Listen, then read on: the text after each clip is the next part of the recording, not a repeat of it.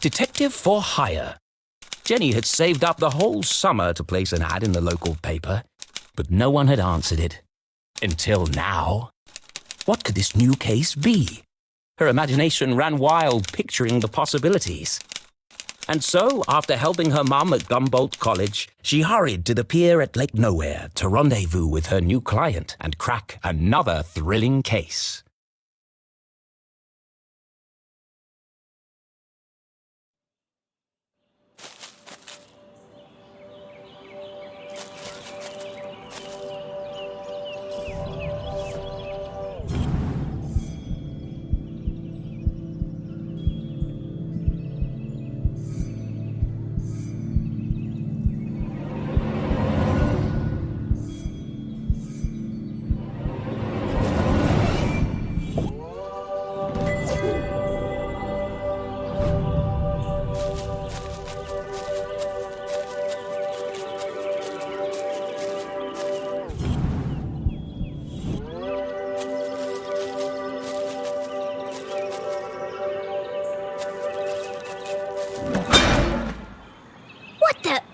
Hey, kid! Watch where you're going! Hey, screw you! Your wrench nearly cracked my head open! Oh no! It's not damaged, is it? That's my lucky wrench. Yeah, lucky it didn't kill me. When's this upgrade gonna be finished anyway? Look, kid, I just go where they tell me. Every night another power surge. Every morning another part of the grid fried. And I'm out here fixing it. Do I get any thanks? No. What's causing all the outages? At the moment, a little red-headed girl. Now throw me my wrench, kid. Fine. I've got bigger fish to fry. Thanks, kid.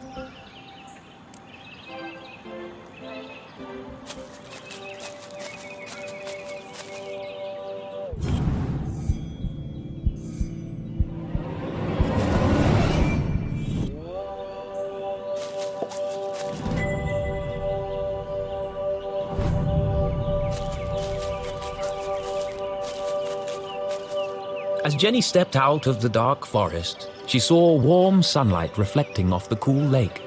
And next to that, something even cooler. Keith Stroudsbury. Come on, Keith! Dance like you beat it! Not so much grinding. Oh, Keith, what are you doing? Not everyone saw it, but to Jenny, there was something special about Keith. He's just happy being himself. Nothing seemed to bother him.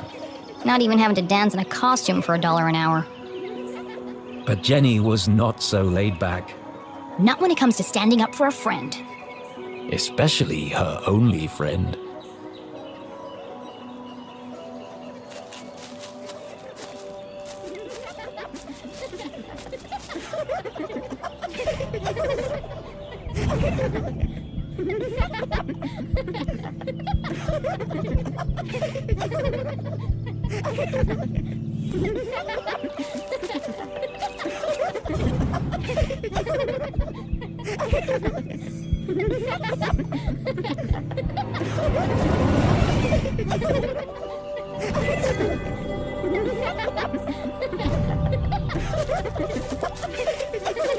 I think there's been enough dancing for one day, don't you? Hey, Jenny. Hello, Susan. Actually, I prefer Susie. Busy laughing while others earn a living, Susan? Not everyone's got your dad's money, I guess. Jenny, hi! Tall and handsome, with intense, mysterious eyes. Cool should have been his middle name, instead of Tarquin. But Keith was so cool, he didn't even mind. Give me 1 minute. I'm just finishing my... Sure. Don't let me interrupt your work. My shift ends. In 15 minutes, I know. I'm early. I'm meeting a client over at the dock. Paid case. Could be big. Real big. Couldn't be as big as her head. Wow, that's really... Impressive? Maybe. All I care about is keeping this town crime-free. The only crime here is that haircut. Back in a minute, Keith. I'll have the usual. Six sugars, a splash of milk, and a dash of cinnamon. You got it.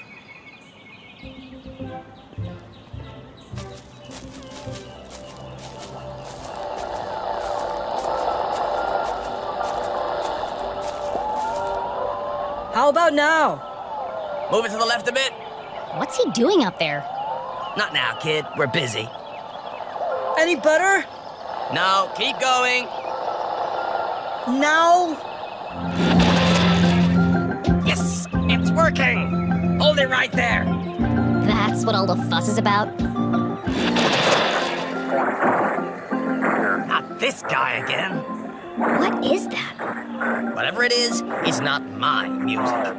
Maybe it's jazz? Shh! I'm trying to listen. You shush. I'm the DJ. I'm in charge. When's this party getting started, boys? Oh, just a few more minutes. How are we supposed to dance to this? I think we're losing them. Another station must be interfering with the signal. But there aren't any other stations in Arthurton. Wait! All these wires must be acting as a giant antenna. Jenny listened closely to the mysterious transmission. It was like no other radio broadcast she'd heard before. Hold it steady! Sorry, I'm trying. That's just getting worse. You might as well come down.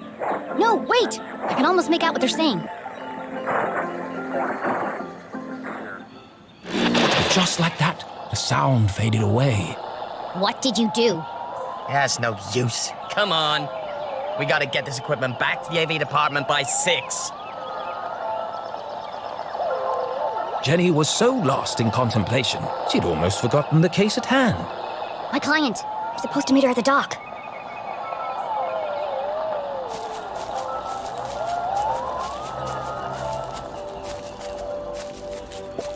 Danger. No swimming. Sounds safe.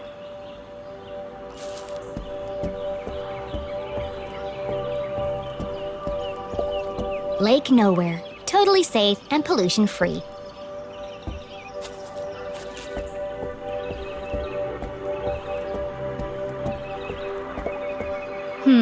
How do I get this ladder down?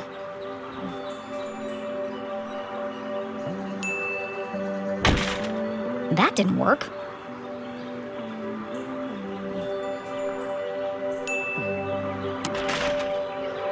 Arthurtonian workmanship at its finest.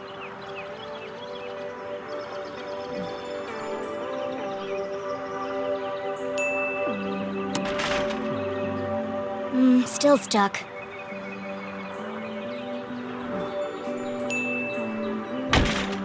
A ladder that doesn't ladder.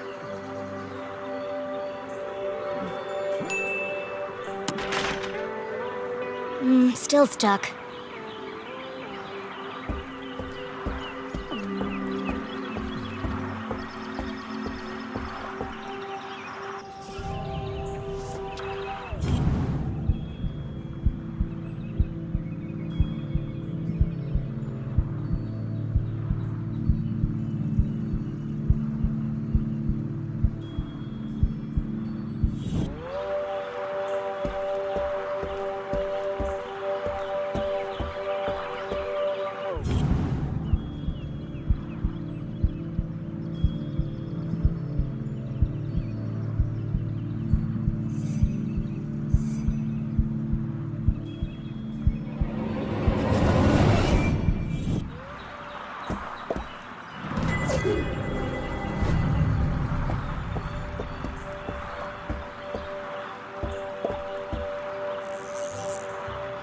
Aha! Got you this time, you slippery fella. Ah, shucks. Just another boot. Excuse me, Mr. Humdrum. Oh my! If it isn't little Jenny Leclue. What a glorious day, don't you think?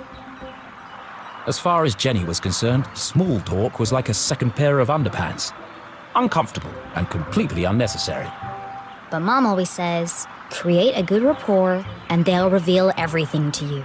So she gave it a shot.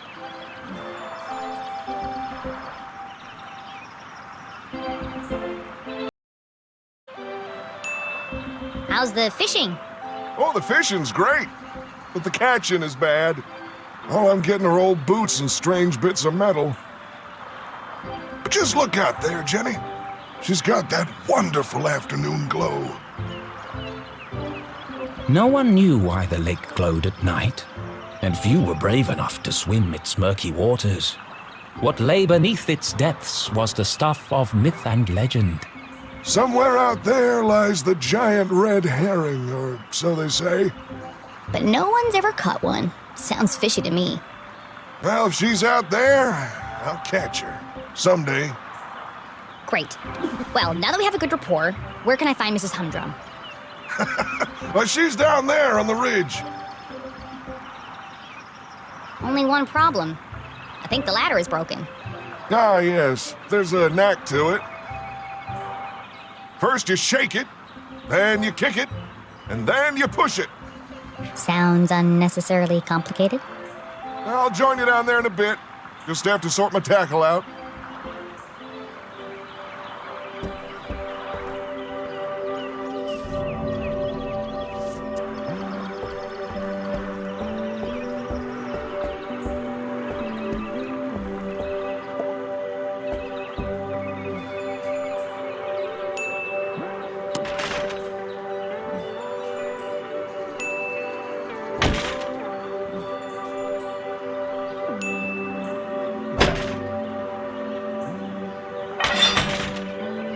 Aha! That did the trick.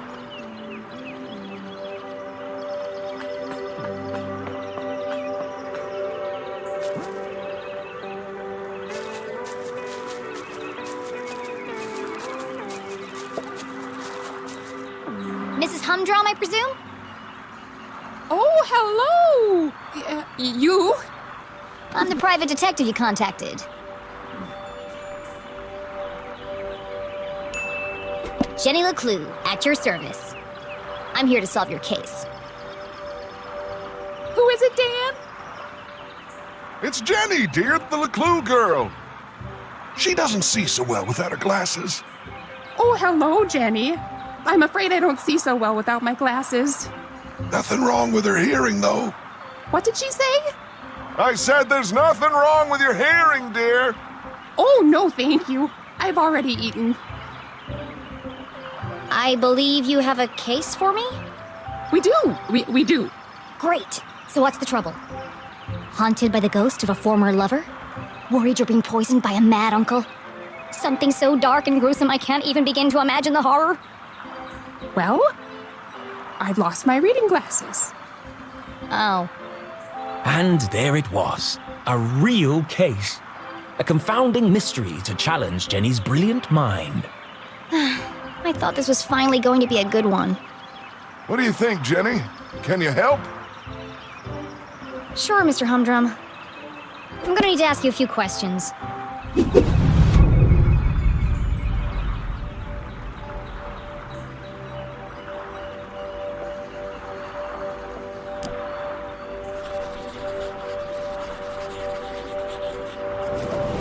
Looks freshly blow-dried. A professional job. Your hair looks lovely today, Mrs. Humdrum. Is that a new style? Thank you. I had it done yesterday. Dan didn't notice. They call it the Queen's Coif. Well, it's certainly big. And expensive. But I'm worth it, Dan. Who could put a price on that beautiful head of hair? You're not so bad yourself, hot stuff. Gross. I've never been interrogated before. This is such fun.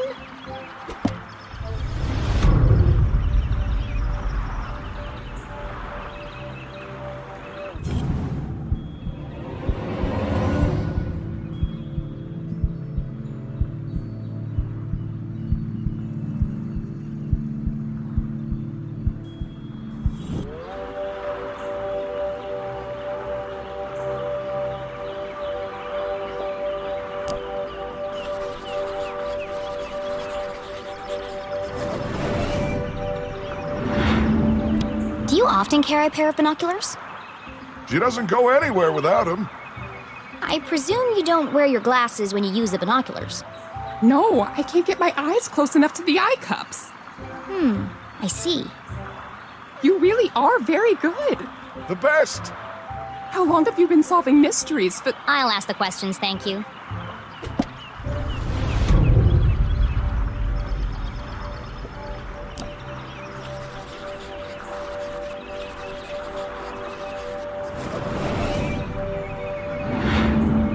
I expect you're finding it difficult to paint without your glasses.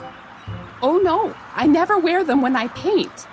I like to feel the canvas, to interpret the colors. She's an incredible painter. You should have her paint you. Thanks, but I don't mix business with pleasure. What's next? Fingerprints? Oh, polygraph test? It's like you're reading my mind.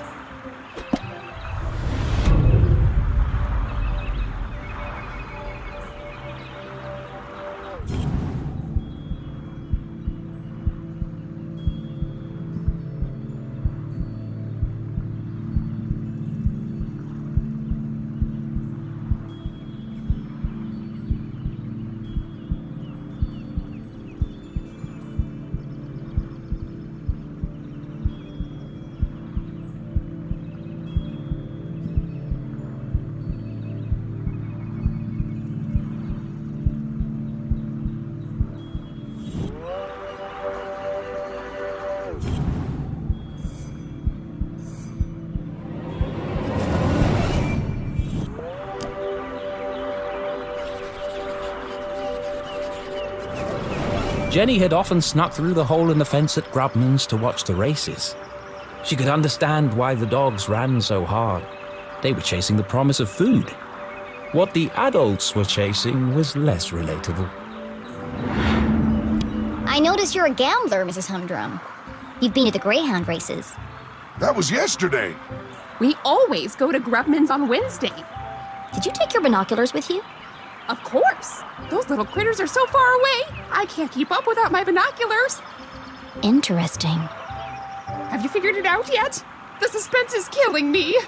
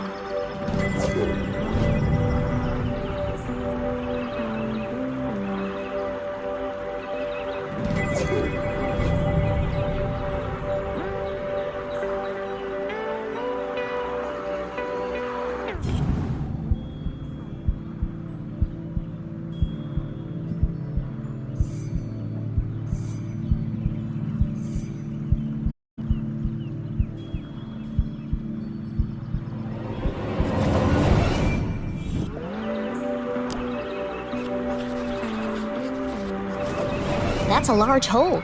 She must have caught it on something. Did you have trouble climbing down the ladder, Mrs. Humdrum? Why, yes, I did. How on earth did you know? There's a tear in your pants pocket. Well, what do you know? I didn't realize these pants even had pockets. I feel like you know more about me than I do.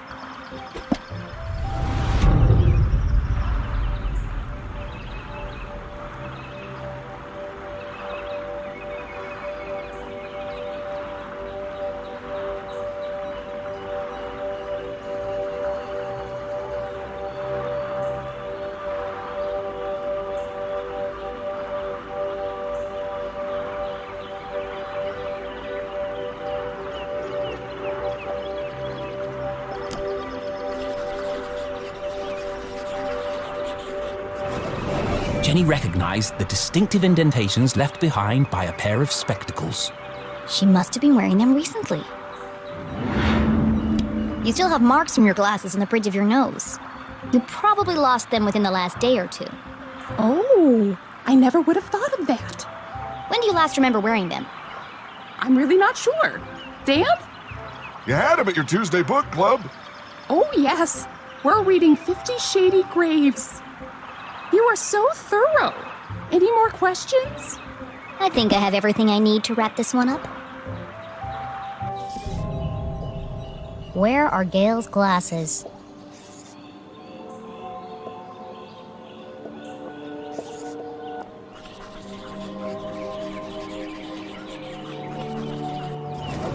Gail was at the races last night. She had to remove her glasses to use the binoculars.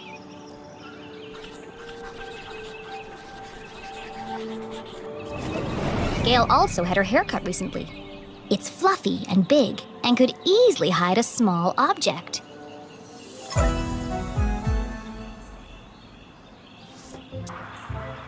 Solving a complex mystery like the case of the missing glasses was tough work.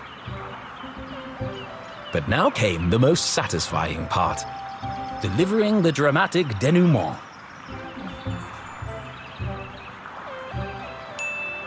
Let's review the facts. 1. Not only do you love your binoculars, you've come to depend on them for bird watching, greyhound watching, basically anything far away watching. That's true. I immediately sensed the two optical devices, your binoculars and glasses, were incompatible. Thus, to use one, you had to remove the other. Fascinating. Fact 2. Yesterday, you changed your hairstyle. I did. Though fun, it was also impractical. And so tall that it could easily conceal a small object. I see where this is going. Please, don't interrupt.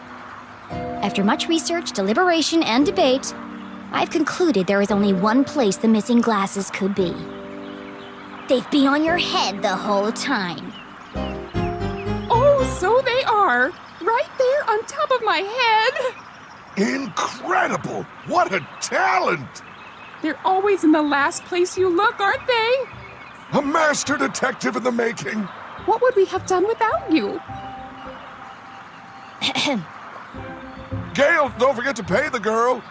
Oh, of course, silly me. You must be rewarded generously for all your hard work.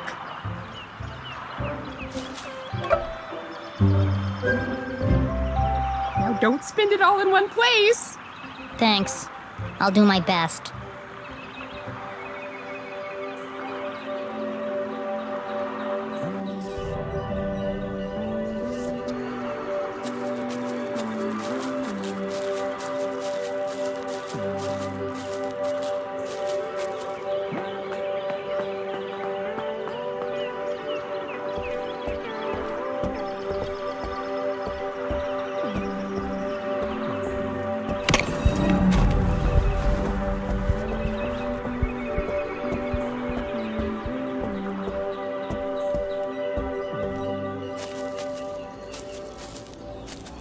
Are you ready, Keith? Wow, what an amazing detective. Glasses on her head. Who could have guessed? Oh, you heard. Whatever would we do without Master Investigator Jenny Leclue? I thought it was pretty cool, Jenny. And a whole nickel. You must be so excited. Yeah, that's more than her mom makes in a month. Come on, guys. Let's all just... Hey, Jenny, my grandma called. She wants her sweater back. Oh, how wonderful it was to joke around with friends. I've had enough of this.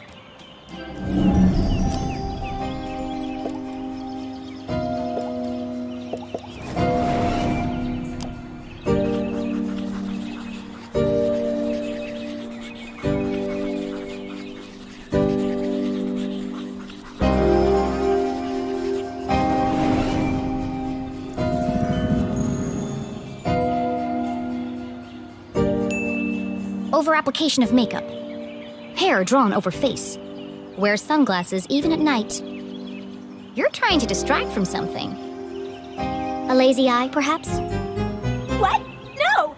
How do you... Shut up, Jenny! You don't know Wow, Jenny. That was cruel. Who even says something like that? Aw, don't cry, Veronica. She's just a weirdo nobody! Jenny Leclue. And the case of the missing friends! Yeah. Good one, Veronica. Come on, let's get you home. Are you coming, Susie? Thanks for the coffee, Keith. And the extra sugar. Of course. It's... Nothing special at all, and the same thing he does for everyone? Oh, okay. See you around, Keith.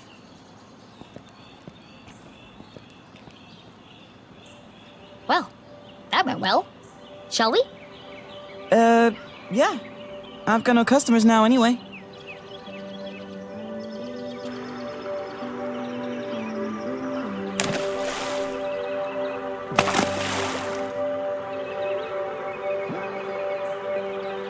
Nothing exciting ever happens here. I'm so tired of these simple cases.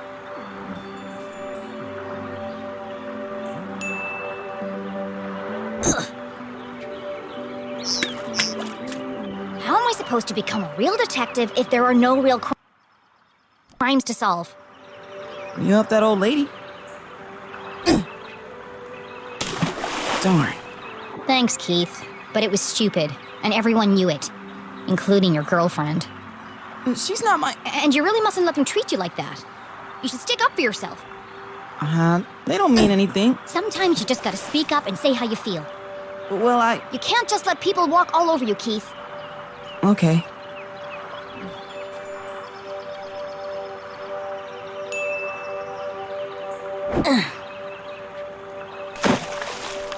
It doesn't matter anyway. Nothing's gonna change. Not in this ghost town. It's not so bad. Don't you ever wonder what it would be like to live somewhere else? Oh, not really. Who am I kidding? There is nowhere else. Not for miles.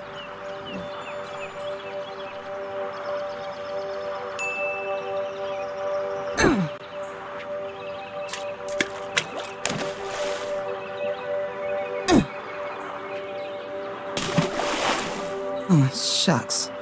I see practice is going well. Is your dad still pressuring you to play? Well, Come on, Keith. You hate basketball. And tough love, but you're the worst player on the team. not the worst. Well, on the bench anyway. Why don't you just tell him you don't want to play anymore? It's a Strasberry tradition. That's my point, Keith. This whole town is dead, stuck in the past. Everyone is just doing what they're told without questioning why. Where's the ambition, the sense of adventure? Are we still talking about basketball?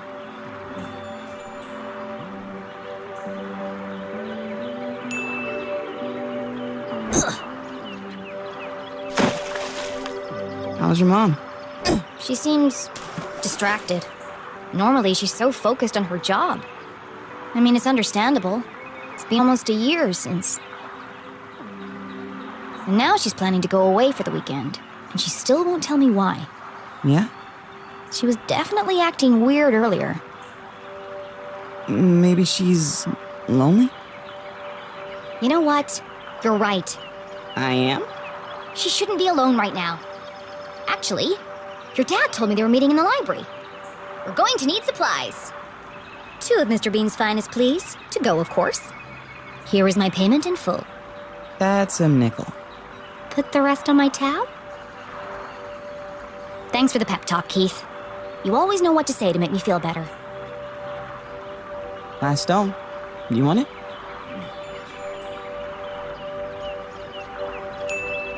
You take it. You need to practice. Here goes nothing.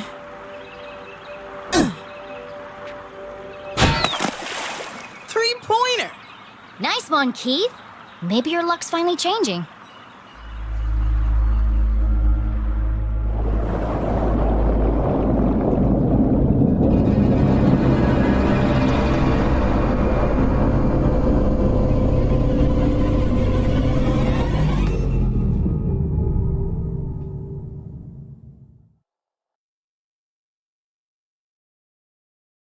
Keith was an excellent listener.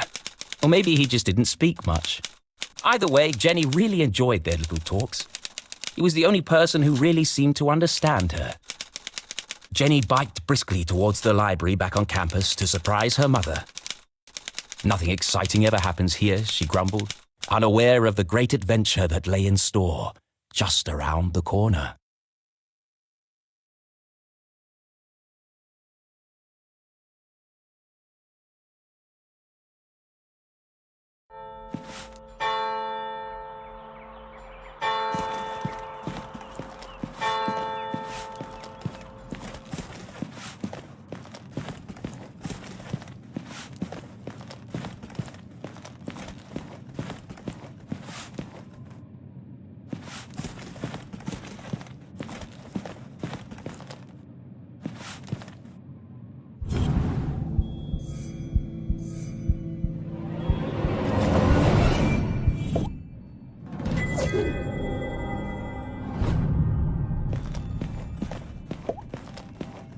Gerald Stroudsbury. Cornelius Stroudsbury. It's a wall of Stroudsburys. The Stroudsbury lineage stretched back to the very founding of the university. There had been a Dean Stroudsbury at Gumboldt for over 150 years. There won't be for much longer. The dean's retiring, and the only Stroudsbury left is Keith. And he's not exactly the academic type.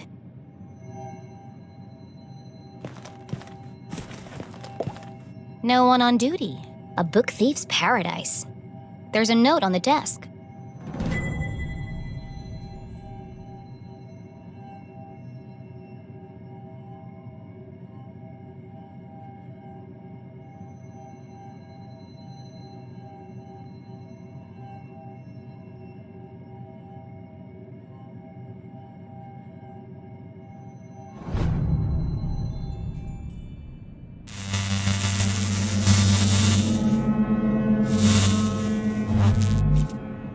That was weird.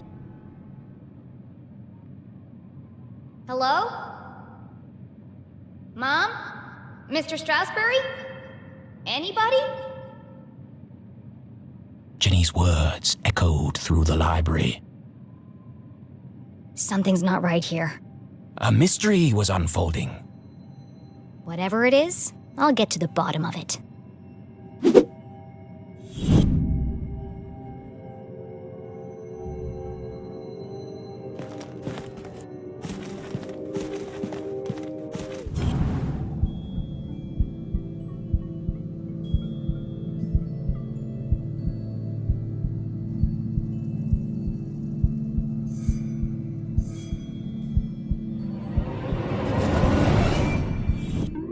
Les Stroudsbury, Gumboldt's 21st and jolliest dean, smiled down at Jenny. Looking a bit wonky today, Mr. Stroudsbury. A pair of wires ran down the wall and disappeared behind the painting. It's too high to reach. What are you hiding back there?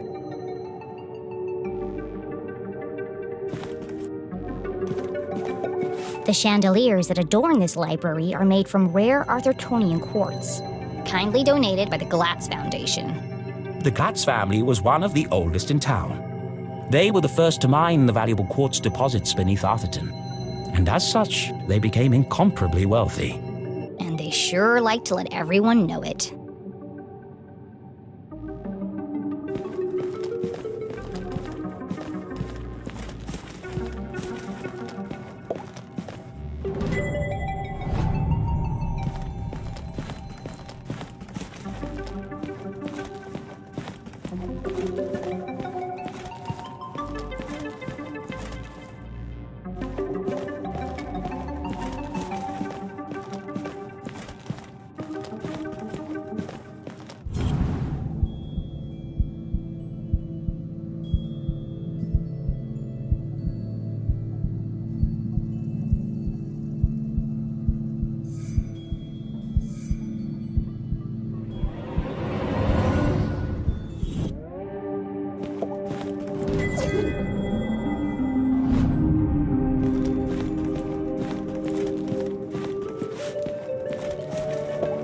Laddertron 5000, the pinnacle of remote ladder and bookcase technology, kindly donated by the Glatz Foundation.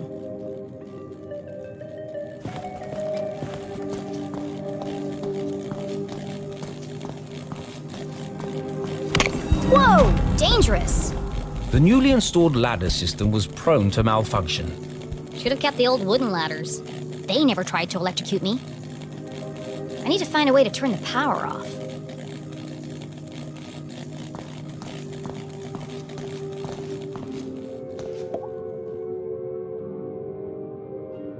Jenny gazed at the technological marvel of Laddertron 5000.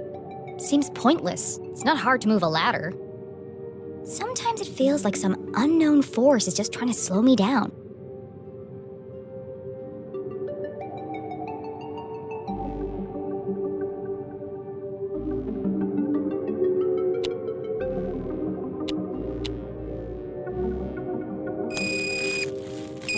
No good. I don't think I'll be able to move the ladders while the electricity is on.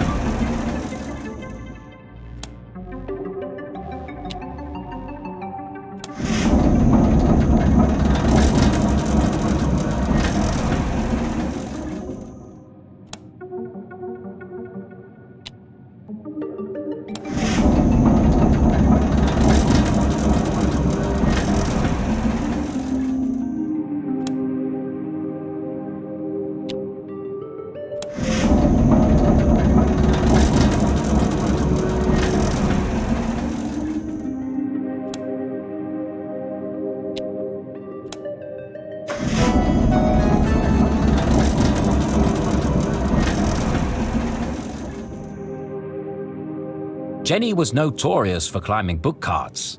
It's the only way to reach the highest shelves. In fact, this could be useful. But something else had caught her eye. This table's a complete mess. Who would leave it like this?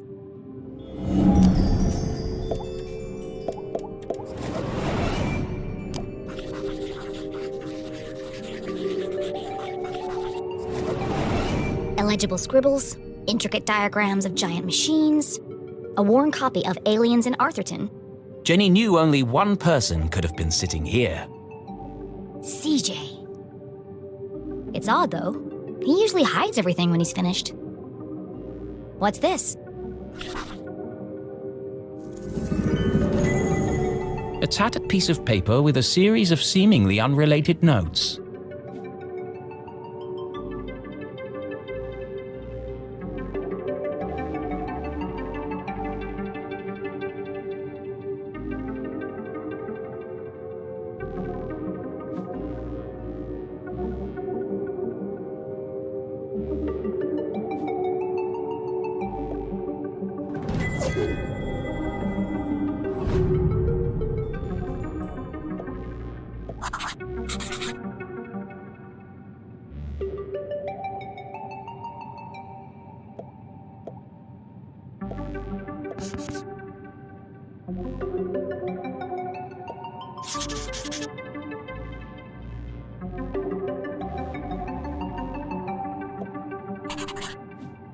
UFOs, shadow men, experiments on corpses.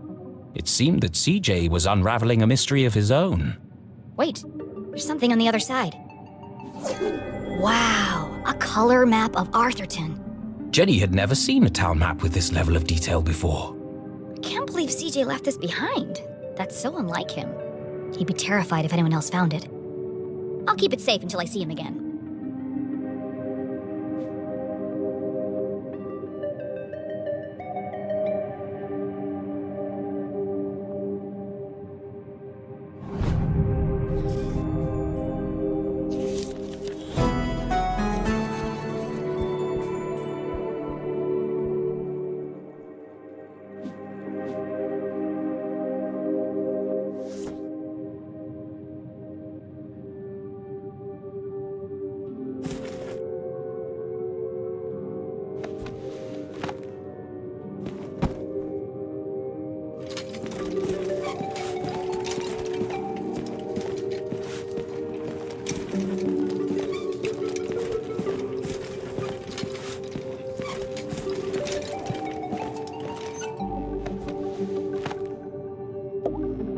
No secrets between friends, Mr. Strasberry.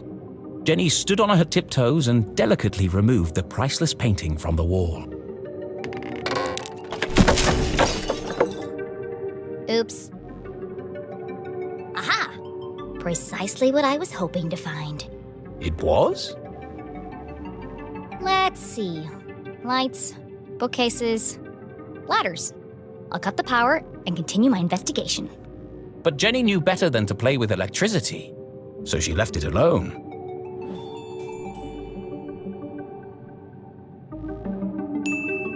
It's a simple switch. Perfectly safe.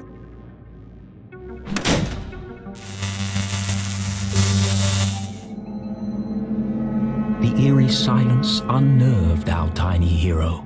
But even worse was the dark. Jenny had always been terrified of the dark. Just breathe. A great detective never succumbs to fear.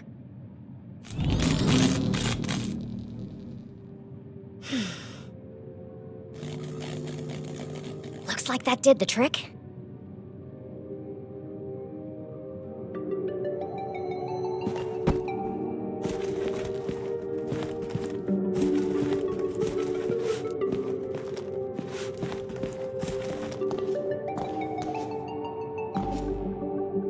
Jenny stopped in her tracks.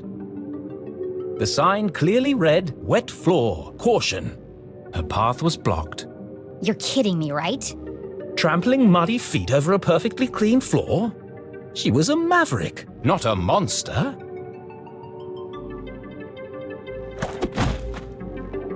Wow, that really is slippery. It wouldn't be a good idea to leave my footprints everywhere.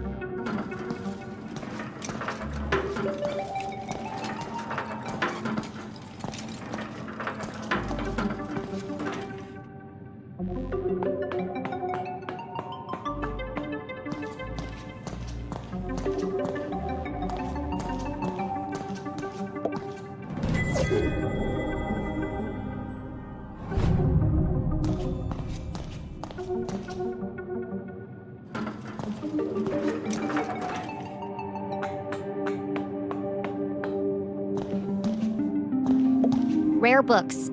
Our most precious collections reside in this temperature-controlled room. Kindly donated by the Glatz Foundation. Yeah, we know.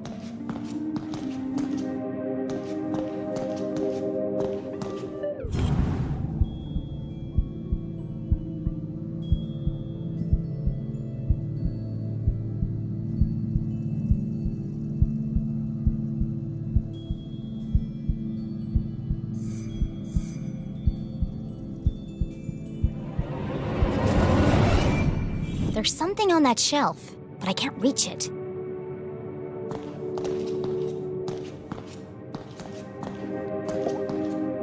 The fallen remains of a bookcase blocked Jenny's path. It looks like a bomb went off in here. It's too precarious to climb over.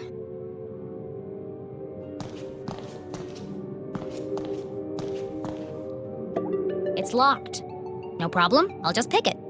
Jenny was skilled with a lockpick, having watched her mother demonstrate the process countless times. But that was just for fun at home. This was the real world. You couldn't just go around picking other people's locks. That was a crime. A great detective knows when to bend the rules. And the paperclip she has in her pocket.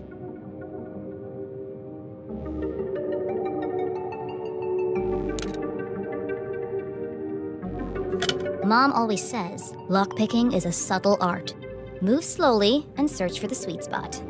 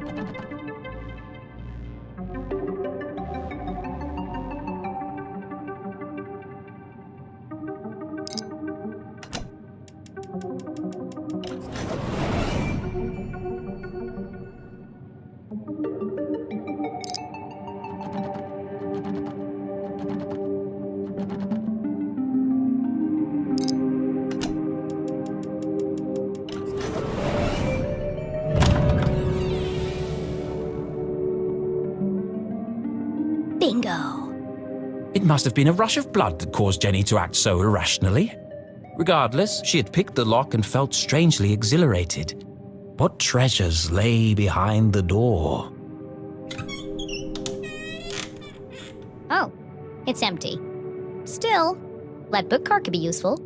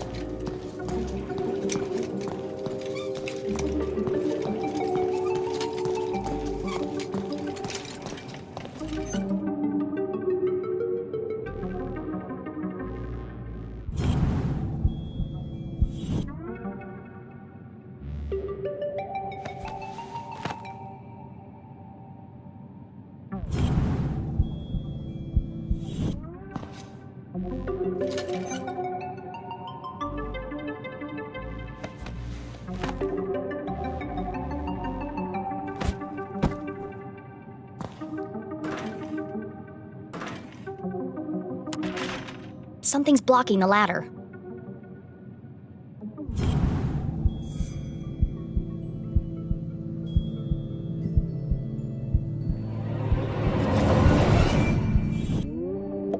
There's something stuck in the track. Ipsa, scientia, potestas, est. It's the Dean's ring! No wonder the ladders were malfunctioning. The ring must have caused a short circuit. I'll keep hold of this and return it to the Dean when I see him next. Whoa! An empty library, a fallen bookcase, and now a broken balcony? This mystery has all the hallmarks of foul play.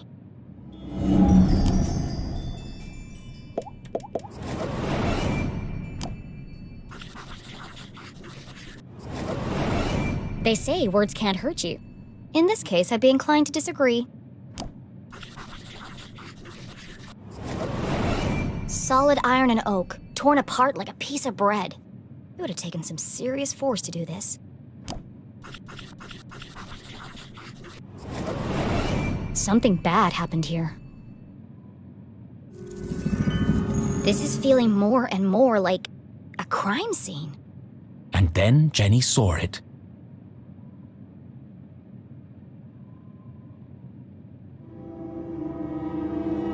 Covered in a ripped curtain and surrounded by broken glass. It is a crime scene!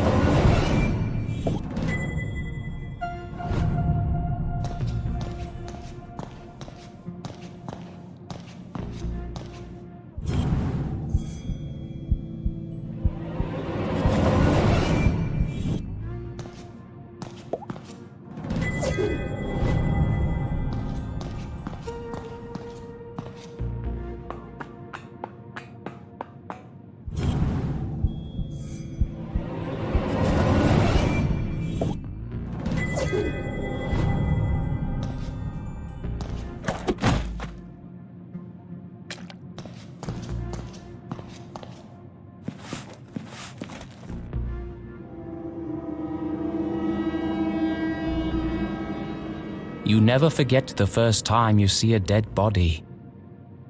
It harrows the mind, terrifies the soul, scars you to your very core. A dead body? No way. This is amazing! Who lay under that curtain? Who had breathed their last breath? Who had shuffled off this mortal coil to meet their maker? It could be anyone. I mean, it could be an escaped lunatic from the asylum. Or an axe-wielding maniac on the run from the cops. It could be... It could be... Mom? Oh no. Please, no. No, you never forget the first time you see a dead body.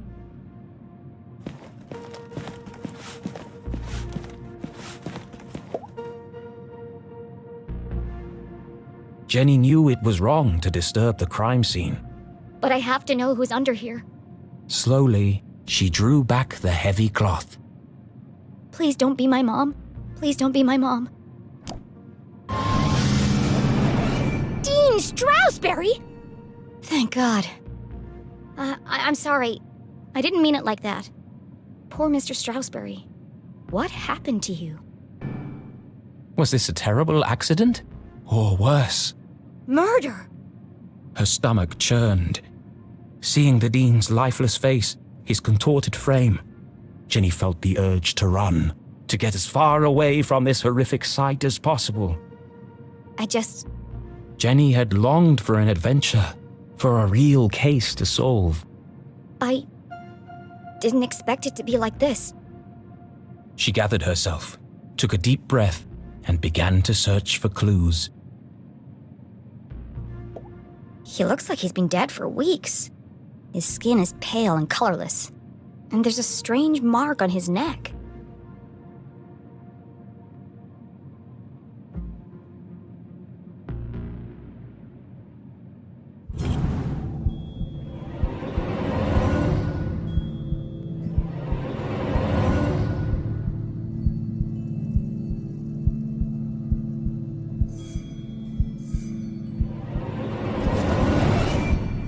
The Dean's hand was clamped shut around a small object. That's strange. Rigor mortis usually takes hours to set in. I'm sorry for what I'm about to do, Mr. Stroudsbury, but this could be a vital clue.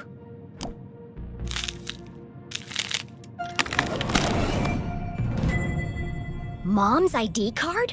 But that means... Julie Leclue had definitely been here. she could be the last person to have seen him alive. She could be the killer. Impossible. My mother's a forensic expert. She'd never leave such incriminating evidence behind.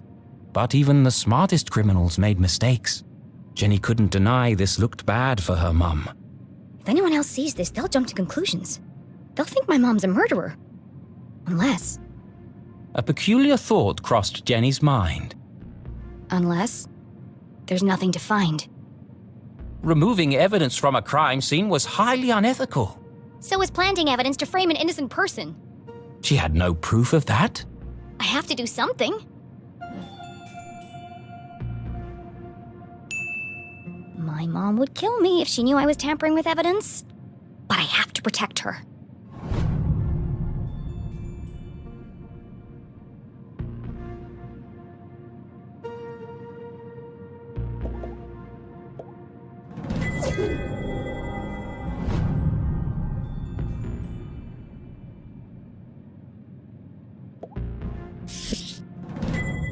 The Hawk and the Weasel and other bedtime stories.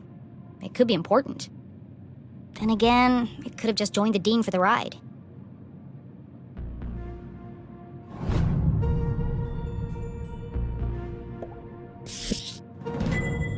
A book about chance.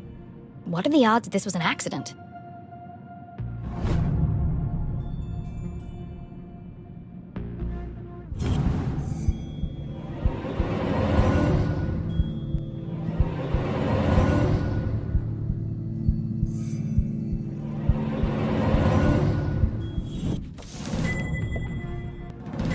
The Dean's planner lay open on today's date.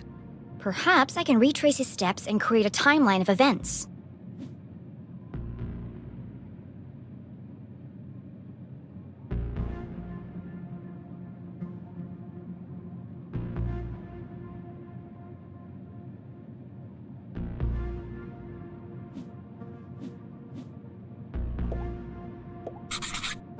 Looks like he completed all his chores for the day. I already knew the dean was meeting Mom here. So where is she now?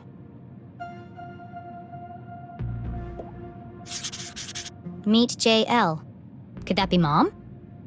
Where's Widow's Drop? I've never heard of it.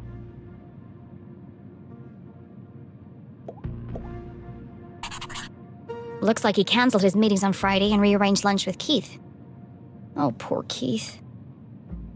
Jenny didn't know how she would break the news to him. But I should be the one to tell him. Gossip spreads like wildfire in Arthurton. He sure was working hard on that speech. I'm sad he won't get to deliver it.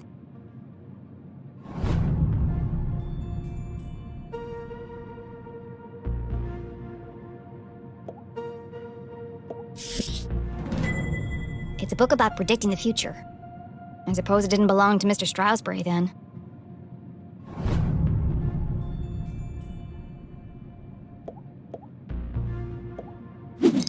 It's smashed, most likely from the fall. The hand stopped at 3:57 p.m. That gives me a potential time of death. If Jenny had arrived just a few minutes earlier... I might have been able to save him.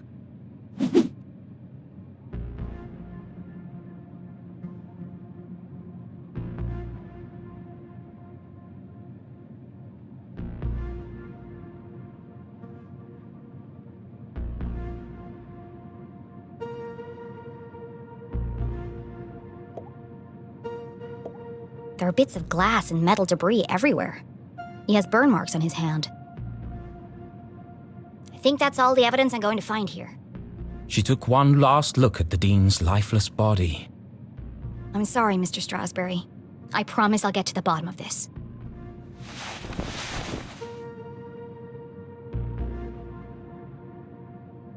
Jenny knew she should leave and call the police. But how often did a case like this come along? Never. There's more to this than meets the eye.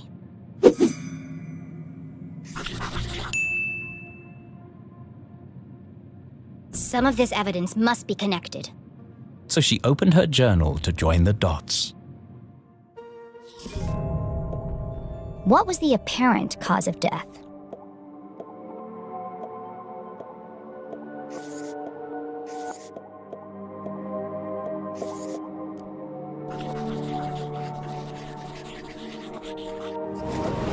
That's not right. Back to the drawing board.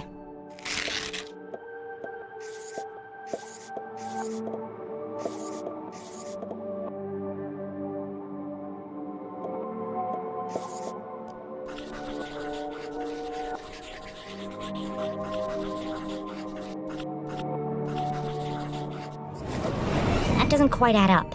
Let me give this some more thought.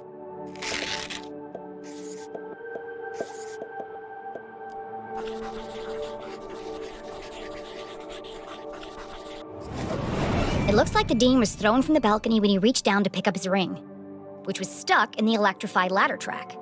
He grabbed the curtain, but it didn't slow him down. He landed on a bed of metal and glass debris.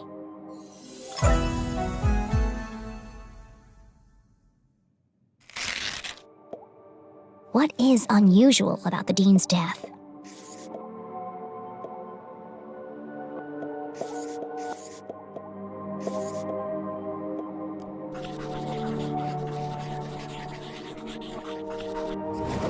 The dean has a strange mark on his neck. All the skin around his face is gray and gaunt. I've never seen anything like it before. He's holding my mom's ID card, which makes her the prime suspect.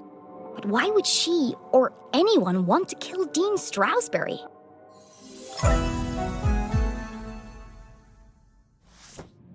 Jenny suspected foul play, but what was the motive? Had she missed something? The watch! The dean's watch stopped at 3:57 p.m. When I came into the library, the clock tower rang 4 times. The library only has one exit, and I haven't seen anyone but the dean since I got here. Which meant, if the dean was murdered... The killer must still be here! He's getting away!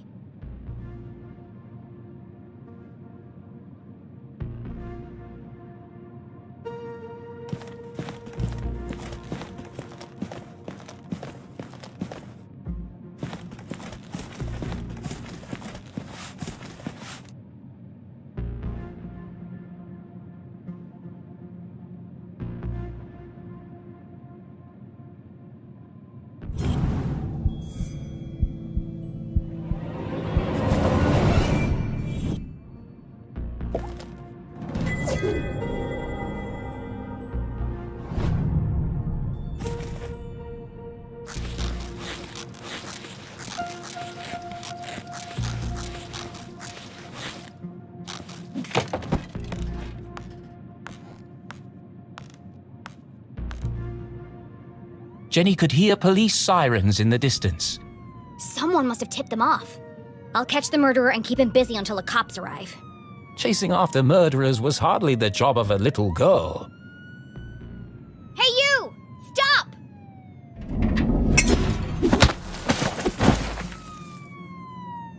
Despite surviving her fall without so much as a broken bone, Jenny couldn't help but feel she had failed. As the sirens grew louder, she knew it would only be a matter of time before the sheriff arrived. And then she'd have to explain why she hadn't called for help. But the worst feeling of all was that she had let the killer escape. As she drifted slowly into unconsciousness, Jenny heard a familiar voice. Concerned, gentle, soothing. Jenny?